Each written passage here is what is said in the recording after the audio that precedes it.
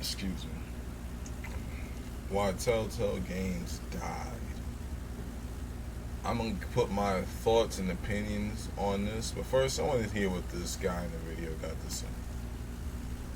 Emerged as pioneers of interactive storytelling and gaming, reshaping the entire industry with their episodic, choice-driven titles. Their breakthrough adaptation of The Walking Dead not only received several Game of the Year nominations, but also established a new market for choice-driven games of this style. Telltale found a way to immerse players into worlds where their decisions shaped the unfolding story, and they were untouchable. But 6 years later, the entire studio would unexpectedly close down, and over 250 people would lose their jobs in a matter of days. So how did a company that had such a meteoric rise to superstardom quickly find themselves in one of the ugliest and most shocking studio closures in the history of the video game industry? Well, to tell this story, we need to start with their quick rise to fame, because ironically, this is what would lead to their downfall. The three founders of Telltale, Kevin Bruner, Dan Connors, and Troy Molander, all saw some success with the adventure game genre prior to founding the studio. Each of them had come from LucasArts, which during the 90s was basically the leading developer in the genre. But because of a round of unexpected mass layoffs, the trio decided to take a chance on themselves and start their own adventure game studio called Telltale Games in 2004. In the early years of Telltale, they had found a little bit of success in the genre with releases like Tales of Monkey Island and Back to the Future. However, these games never really reached critical acclaim because, well, they were nothing special. The gameplay was relatively stale, the writing was uninteresting, and the same tired tropes were overused to tell the same story in different ways. They really just... Hey, this shows, though,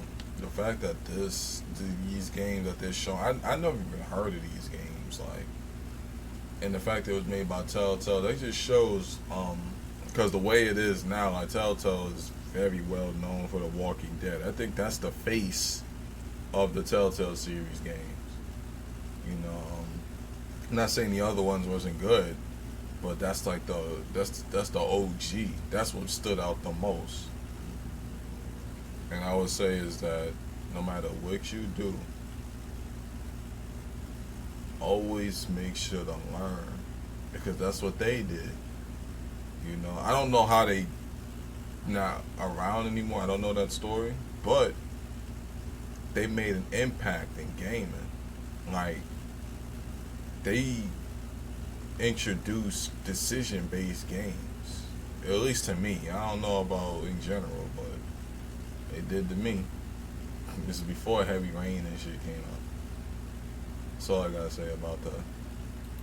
Had trouble sticking the landing with any of their releases, and some of their other early titles like Jurassic Park and CSI seemed to echo the same complaints. Mainly that these stories were too basic, too short, and not nearly innovative enough. Because of this, Jurassic Park and many of Telltale's initial titles didn't perform well and would put quite a bit of financial strain on the company. They reached a point where they needed to get something out pretty quickly, so they started scrambling. And ironically, this scramble would lead to the development of the game that would put them on the map and later caused the downfall of the entire company. 2012 marked the release of the first season of Telltale's The Walking Dead, based on and actually made in collaboration with Robert Kirkman and his famous comic and TV show of the same name. This game wasn't just another Telltale game. It was absolutely groundbreaking for the studio and the gaming industry at large. They managed to strike gold with The Walking Dead's release and sold millions of copies relatively quickly. A lot of the success stems from the fact that they created an emotionally gripping story that capitalized on the source material it was using. The Walking Dead didn't just tell a story. It created a world that seeped into your bones. The desperation of the survivors, the bleakness of the ravaged landscape, it all felt crushingly real. And the reason why this game did so well was because of the aspect of choice. The way Telltale designed this game, players could truly choose everything along their journey to directly influence the story.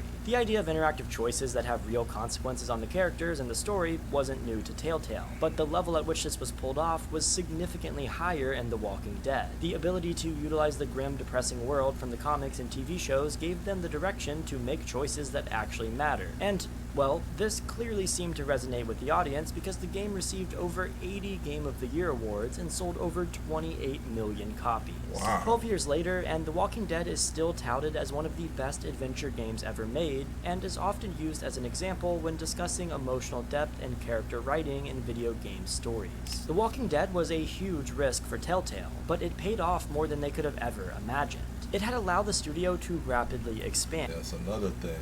You gotta be able to take risks.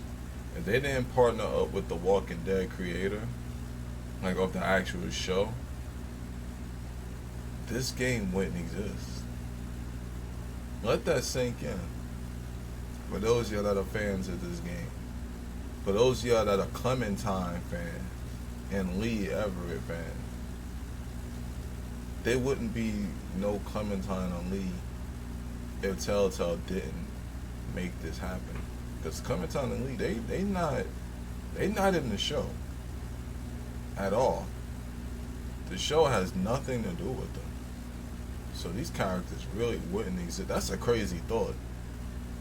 So yeah, moral of the story is make sure you take calculated risks, because they took a calculated risk with that, and it's worth it. And it also provided them with a definitive Telltale style that they knew could work. And they would successfully utilize this style a second time in 2013 with The Wolf Among Us, which was arguably even better than The Walking Dead. Building upon the brutal choices and emotional depth of its predecessor, The Wolf Among Us constructed a beautiful mystery story, once again utilizing the emotion and depth found in The Walking Dead. The choices were extremely impactful, the characters were well-rounded, and the plot was full of moments that genuinely made a lot of people cry. It was a masterpiece. Then, they repeated the formula again with The Walking Dead Season 2, and it had kind of the same effect. Impactful choices, plot twists, shock, and emotions. Then, they made Tales from the Borderlands, Game of Thrones, Minecraft Story Mode, Batman, and 2 additional Walking Dead spin-offs, all within the span of 3 years. The same formula, the same choices. They was putting out all. I never knew about the Borderlands one. I did know about the Minecraft one and the Batman one. I knew about that. But like, how did Telltale fall off? I don't know still. Like, they was doing so good. Like, Minecraft looked lit. Minecraft Story Mode, it was looking type lit. I just didn't play it. You know, Batman was fire. Batman, and then Batman Enemy Within, that shit was fire. I don't know about Borderlands. And I know, didn't they do Guardians of the Galaxy as well? Like, I don't know if these games was like up there, but I don't know. We're about to find out.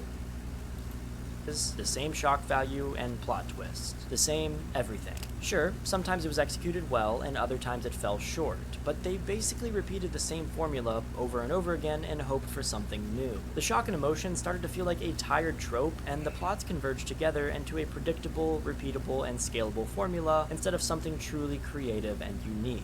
A studio that was once touted for its risk-taking and unique storytelling began to do the exact opposite. Characters started to feel either like carbon copies of characters from previous games or just completely generic and uninspired. With the exception of a few minor plot changes, each story felt like a copy and paste from previous titles. Even the choices were affected by this formulaic approach, with each choice feeling less and less impactful to the story at large. The hype and positive sentiment of the fanbase began rapidly dropping with each release, as Telltale went from a studio that seemed to do nothing wrong to a studio that seemed to do nothing right. As the failed releases began to pile up, Telltale's financial problems returned. With these issues came pressure to release quicker and quicker. The need to speed up was a counterproductive one and only led to a further drop in the quality of the games and a crunch culture problem that would cause a snowball effect and send Telltale games into a downward spiral.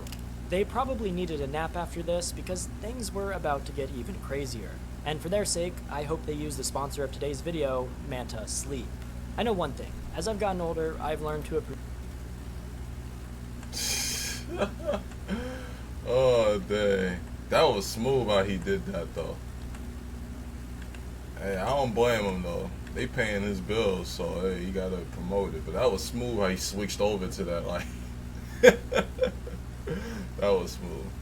And to understand how this happened in the first place, we need to look a bit deeper into what was actually going on internally at Telltale during this time, and specifically discuss one of the founders of the company, Kevin Bruner. Shortly after the release of The Wolf Among Us, the studio lost two of their most talented developers and writers, Sean Vanaman and Jake Rodkin, the masterminds behind many early Telltale titles like Sam & Max and the Monkey Island series. They had also played a pivotal role in the success of Season 1 of The Walking Dead. They had decided to leave to open their own studio called Campo Santo, known for their story-based title called Firewatch. The loss of this duo was almost certainly a contributing factor in the decrease in innovation and uniqueness in the releases following their departure, which was seen as soon as the second season of The Walking Dead released. Despite a generally positive reception, most would say that this game certainly wasn't an improvement on the original season. But this is beside the point. The real question is this: why would Vanaman and Rodkin leave the studio in the first place? Well, a major contributing factor to why they left was their issues with co-founder Kevin Bruner. Bruner was in a management position, while the duo worked primarily on creative projects. And allegedly, Bruner had been jealous of the praise that Vanaman and Rodkin had received for their writing and storytelling. This jealousy became a problem, and it started to cause a massive bottleneck where Bruner was micromanaging every detail of the creative process, nitpicking everything to do with storylines, character development, and overall game design.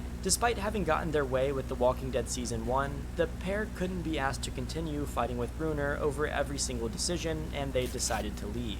These two wouldn't be the only ones that would leave either. The directors, animators, and writers also would head for the door to find greener pastures, some joining Vanaman and Rodkin at Campo Santo, and some... Okay, I think I see what's going on. They had a fallout. Damn. They all had a fallout. They didn't get along. As far as like decision making stuff, they didn't see eye to eye, and it caused them to go their separate ways. Damn, because they was doing so good too. Like, I'm low key salty that Telltale isn't really a thing anymore, because it was good. Damn. Creating their own indie projects. And despite these losses, the studio did not slow down. Instead, they pushed it into another gear. At the time, over 300 employees worked on multiple titles simultaneously, including Game of Thrones, Tales from the Borderlands, and Minecraft Story Mode. Each of these games were all rushed out in a time frame that was simply not sustainable. And what this ended up... That's one thing I can say is, they got to focus on one at a time. They was focusing on 3 different games at the same time. You know, if anything, focus all your energy on one at a time. I think that's more effective instead of trying to move. It's like trying to look left and right at the same time. It's not possible. You know, like, I don't know. That's just the type of thing I'm getting from here. Doing was creating a crunch culture where many of the employees were working 14 to 18-hour days trying to stick to the insane schedule that was being forced on them. So the employees didn't perform very well, and the games themselves were not up to the quality of the early Telltale successes. And not to mention, making so many games based on purchased IPs made it to where Telltale had to report to other companies, and devs would often be asked to redo huge portions of the game at the last minute. Telltale began to prioritize output over employee well-being, and morale, as well as the games themselves, began to suffer because of it. Extreme growth was the goal, and this increase in output would lead to the biggest project Telltale had ever been involved in, Batman. This game was expensive, not only because of the development cost, but also because of how expensive it is to license legacy established IP like this. They hoped that a Batman game would once again provide the spark that the original Walking Dead Season 1 had found, that it would reignite the passion that fans once had. But ironically, the first season of Batman would not only cause fans to lose interest in Telltale, but to turn against them entirely. When this game launched, everyone was underwhelmed. People were tired of experiencing the same thing every single time. The games had just become predictable, boring, and pointless. And the Telltale... I mean, I ain't gonna lie, I like Batman. I did. I played this. This and The Enemy Within. I played both of them. I liked it. But then again, I didn't really play all the Telltale series like multiple times. Like, for example, like when I played The Walking Dead and Batman, and I have The Wolf Among Us, but I never actually beat it. I just did the first episode and never played it again. Not because I didn't like it, It was because it was just one of them games that I never finished. Since I'm getting older now, I don't have enough time to be playing games like that. So now I gotta put it on stream and stuff. I think that'd be better. That way I feel like I'm doing something productive for myself when I'm beating it. But the only Telltale games I played was Batman and The Walking Dead. So I guess for the people who literally played every Telltale series, it probably is coming from that perspective. Because, yeah, I like Batman. Tool engine that they'd been using for a decade was starting to show its age. The engine was clunky, restrictive, and just overall lacking in many aspects. It was good when it was first unveiled, but a decade later, its lack of a dedicated physics system and other drastic shortcomings would prevent Telltale Games from innovating and doing new things. It was simplistic enough to allow for releasing a large quantity of games, but didn't allow much room for creative expression, if the devs had any time for that in the first place. It became obvious to fans, critics, and even employees of the studio that the engine needed an upgrade. Well, except Kevin Bruner. Instead of accepting the limitations of his creation and listening to the fanbase, Bruner remained stubborn, claiming that the similarities between games were intentional and that they wanted the games to have a baseline feel that would be enhanced by the writing. And the fanbase did not accept this explanation. And after the less than exciting launches of Game of Thrones, Listening to the fans, that's what you gotta do, because the fans are basically like the customers is the boss. So yeah, they the boss. There's nothing you can do about that. It's time to get with the program at this point. But one thing I can say is with Batman, like Batman Telltale compared to Batman Arkham, I went back and played Batman Arkham multiple times, all of them. Arkham Asylum, Origin City, I played them multiple times, even after I beat them. The one thing I can say about the Telltale series of Batman, once I beat that game, I never touched it again. So yeah, I think I see where they're coming from. Like that, to me, the Telltale game is like, it's good to play one good time, or watch somebody on YouTube play or something. That's just my input. and Tales from the Borderlands, followed by the underwhelming release of the Batman game, the company began to face some financial troubles, and this would mark the beginning of the end for Telltale Games. Kevin Bruner stepped down as CEO in 2017, and Telltale hired former Zynga CEO Pete Hawley to attempt to fix the sinking ship. Pete's first order of business was simple: downsizing. He would let go of nearly 25% of the company in an attempt to return to its small-scale roots, stating that he wanted to produce fewer games with a smaller team, just like the good old days. There were a few games in the pipeline, and inevitably, none of these would hit quite like the early Telltale successes. So, in an attempt to reacquire their old fanbase, the final season of The Walking Dead would be announced alongside a follow-up to the beloved Wolf Among Us game. From the outside, it seemed as though this new plan may turn things around. All they needed to do was deliver a few high-quality continuations of their most beloved titles, and they would be good to go without the massive burden of a bloated studio. It was by all accounts sink or swim for Telltale. Everything was on the line, and if these games didn't succeed, they would be in a really rough spot. But unfortunately, the first episode of The Walking Dead's final season was also met with a lukewarm response. For the most part, those who played it enjoyed it, but for the studio, their main financial issue at hand was not being solved. The problem came with the sales numbers. Not enough people were buying the game to begin with. They swung for the fences, and unfortunately, they missed. And exactly 1 month later would mark the final nail in the coffin for Telltale, as on September 18th, 2018, they would let go of nearly 250 employees and cancel all of the previously announced projects. Episode 2 of The Walking Dead's final season would still be released the following week, but the status of the remaining 2 episodes was completely unknown. In a final shred of good news, they would eventually announce that they'd kept a skeleton crew of about 25 people who would finish up the projects that they currently had going. Shortly after this, they would release the second season of Minecraft Story Mode and the final edition of The Walking Dead. But this was the end, and the once beloved studio began its fade from the spotlight. The devastating mass layoffs on September 21st, 2018 had already shattered the studio. Legal battles followed, and on October 2018, Telltale filed for assignment. While a fragment of Telltale lives on under new ownership, the studio as it was known, is forever gone, leaving a bittersweet legacy in the gaming world. The impact of their model, particularly seen in the first season of The Walking Dead and The Wolf Among Us, continues to influence game development today.